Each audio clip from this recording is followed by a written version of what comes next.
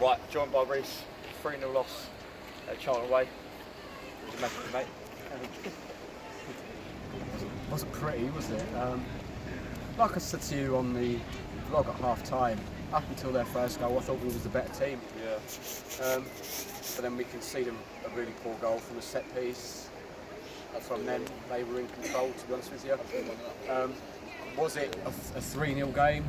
Probably not, but at the end of the day, if you can't stick the ball in one end, we had an awful lot of chances, didn't we? But then if you defend the way we do, you're going to lose games, and that's why we've been losing games all season. There's probably been so many games this season where we've lost by a margin that may not have justified the play in the middle third of the field, but we've said it so many times, we're not ruthless enough in both penalty boxes, and that's why we are in the position we're in. I thought we would get a point, but I must admit, I thought not necessarily the performance, but the result from Friday might have given us a little bit of a lift, but it didn't seem to have done that. It kind of, like I obviously said signing on the last Fancam, that It kind of seemed pretty much straight from the kick-off that we were playing as if we'd not had anything to play for. Yeah, very strange. Strange sort of shout from Pennock again, back starting, holding midfielder for the first half, don't really get it. Like, he plays Martin left wing back every week, and today he's played him on the right in the first half. Just don't really get the thinking behind it. Quickly, honestly, I don't know what more to say about Quickly without being really, really horrible. I just don't see what he offers. No. Not at all. No. I mean, obviously, to be fair to Parker, he come on at left wing back second half. I thought he was good. Yeah. Thought he did alright. I'd still like to see him play up front because he scored a couple of goals off the bench from there.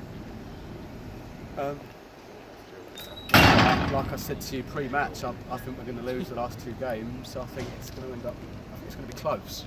Do you think it's, like I said to Owen, do you think it's almost going to be a case that other teams are going to do us a favour? Yeah, I think we're just going to scrape by now purely because somehow there are four teams worse than us, it seems. Like I said, I think we will lose the last two games. And let's just hope that's going to be enough. yeah, because Fleetwood have got something to play for now, haven't they? Yeah.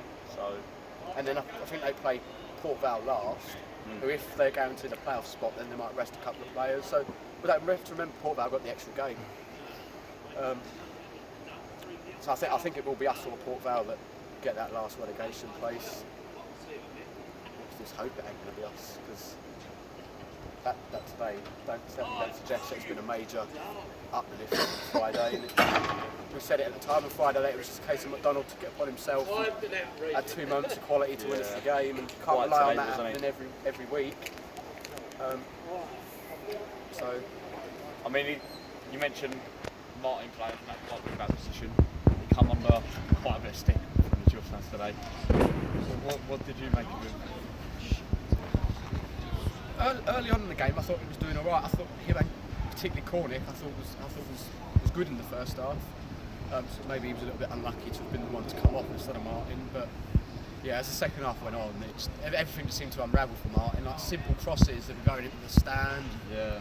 And of course, there were ironic cheers when his number went off to come off. And, but that's been happening all season. It's not a surprise to anyone anymore. People are fed up with it. And moving on to the Gills fans, obviously, right at the end, started off very Dak, didn't they? Yeah, that is unfair. Weren't Dak's greatest game by any stretch of the imagination? Like I say, first half he was playing holding midfield. He was the best number 10 in the league last season. We're playing him holding midfield. Yeah. And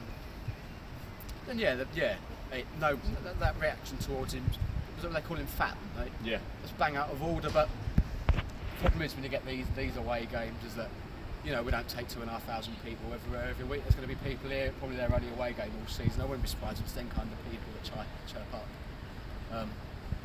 Well, even if the football club kind of we're going to try and keep him here, it probably ends it completely, doesn't it? Yeah, but then apparently Osadeb's called a fan out.